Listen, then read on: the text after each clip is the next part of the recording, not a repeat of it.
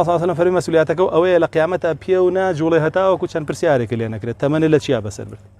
دي الله لتشي دي خو حسابك خو حازرك بو أو جواب والله رسول الله صلى الله عليه وسلم فرمي نيتانا الله جل جلاله بيني خوي وخويني وسيني برسياري لنا كابوشيو يكيك بيوبلا تمنى لتشيا بس البرد ورا بينا بون بنوس أو يكلا يتو قدر قيمتك هي وجوي لي قريتو ياخذ قوريكي هي بسرته ورزيكي هي بسرته لروديا هندشتي بلي انا لوا بسرم بردو بلي لا غازينو بسرم بردو بلي لا قعده بسرم بردو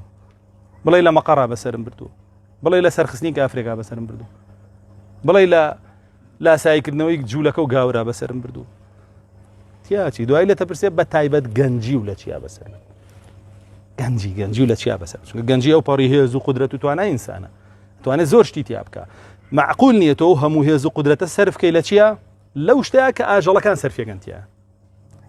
يعني سعد كوري معاذ اذن لرسول الله ورقري صلى الله عليه وسلم بشي بناوكم الله لا خزمك سكاري يزني اداء دوايدي توا لدشتن خزمك سكاري لبيابان دوايدي توا رسول الله صلى الله عليه وسلم فرمي وخاص سعد لقد راى عجبا شتي عجيب ديوه باين قالت شي بيني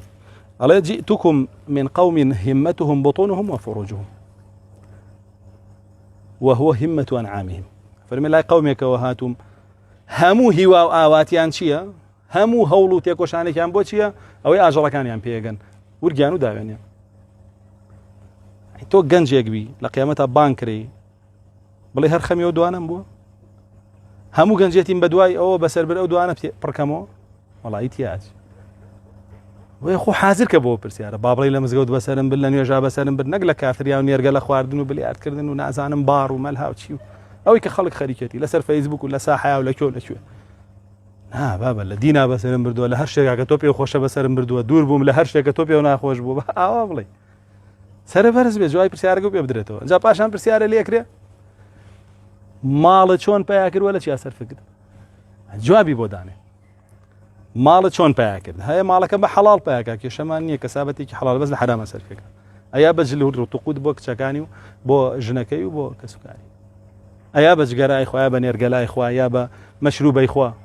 ولا حرام اثر فکر تو هدو برسیاره کو لیکره دو اتریجا فرمی برسیاری چواره می لیکره اوي اوزاني كاري فكريانا خوتو 7 سال عمرته باشا هر صالي 54 جمعه هبو اگر 50 جمعه شي روشت بي ها 6 صال روشت بي جمعه 6 50 هناك الدنيا جمعه اگر لهر جمعه كاجا ات بيسبك كاربو بينك بسيار اللي يقربو كارب بينك لما تقول ما لا تفعل ويا بيع قداري خود بيبرا حسابي ابو خوبك يعني بقريتو بوناو خۆت و هەز بە مەسئولیت بکەی بەرامبەر بە خۆت بەرامبەر بە خانەوادەت بەرامبەر بە کۆمەڵگات کاکەمە بەرپرسی لێی رسول الله صلى الله عليه وسلم فەرمێ عەبدێ بانکەن لە ڕۆژی قیامەت الله جل جلاله پێ فەرمێ ما منعك أن تقول في كذا وكذا بۆچی فلانە هەڵەت دی فلانە بێشەرعی دی قسەوتیانە کرد بۆچی قسەوتیانە کرد الله جل جلاله پێ فەرمێ لە هەر جێگایەک الله کابراڵێ خەشیت الناس لە خەڵکی ترسام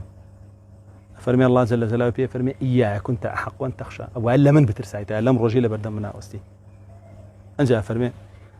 يسحب إلى النار راك يشيب وناقر بويا براسي أجا داري خود يعني هرشتك كتو دم بيجا دس بيجا لناو مالو منالي خوتا لناو دوستو برادرانتا لناو دوكانو بازارتا لدايرة ودوامتا لهرشجا أجا تواني فرمان بشاكي قدغي خراب بيك لم رويا همو من بربرسين لجيرانوي أو دينا بوناو كومالجا كاكاري شي مني ومن هاتم ليراني وساعات قسم بوتوك توش ابي 3 دقه وبي بي 3 دقه لي ورقري بيليتو معلوم نالك بيليتو بهر كسكا بيجي دوست ناسيا وتا قصدر ولا لا اما قالوا يبي اجر بود رزقار بوني شلا سزال بود شلا دنيا وشلا قيامتي شا وسلامه بوني كومال قاشه